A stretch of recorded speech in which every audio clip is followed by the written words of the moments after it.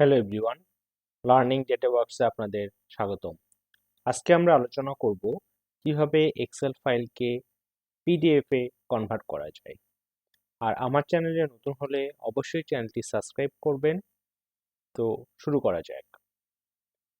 তো দেখুন, আমাদের স্ক্রিনে একটি এক্সেল ফাইল রয়েছে যেখানে বিক্রয়ের একটি রিপোর্ট দেওয়া রয়েছে ইয়ারলি 2021, 22 এবং 23 সালের ডেটা প্রোভাইড করা রয়েছে।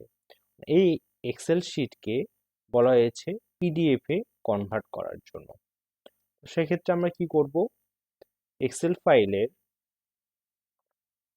আমরা ফাইল মেনুতে যাব, ফাইলে প্রেস করব, করলে আমাদের এই ধরনের একটি ড্যাশবোর্ড আসবে। এখান থেকে আমরা সেভ অ্যাসে ক্লিক করব।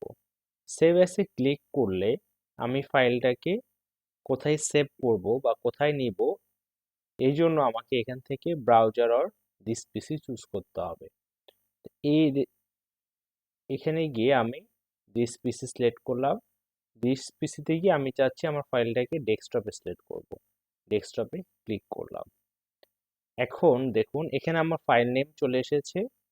ফাইল নেম সেলস রিপোর্ট 001, এখানে আমি পিডিএফ দিলাম এবং save as type, save as type আর ওয়ার্কবুক থাকবে না, এখানে হয়ে যাবে পিডিএফ। এটা খুব ভালোভাবে খেয়াল করবেন, এখানে আমরা কিন্তু দিচ্ছি পিডিএফ। তার মানে আমার ফাইলটা এখন কিন্তু পিডিএফ এ কনভার্ট হয়ে যাবে। আর এখানে অটো স্ট্যান্ডার্ড এটা নিয়ে নেবে, এই ফরম্যাটটাই থাকবে। এখন আমরা সেভে প্রেস করব।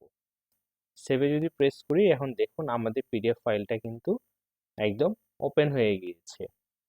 যেরকম আমাদের এক্সেল শিটে ছিল একদম সেই রকমই চলে এসেছে। এখন যদি আমরা এটা ক্লোজ করে ডেস্কটপে যাই, এই দেখুন আমাদের সেলস রিপোর্ট পিডিএফ, এটাকে যদি আমরা ওপেন করি, একদম সেম আমাদের এক্সেলে যে ডেটা ছিল বা যেভাবে ছিল সেই ডেটাটি আমরা পিডিএফ এ কিন্তু পেয়ে গিয়েছি।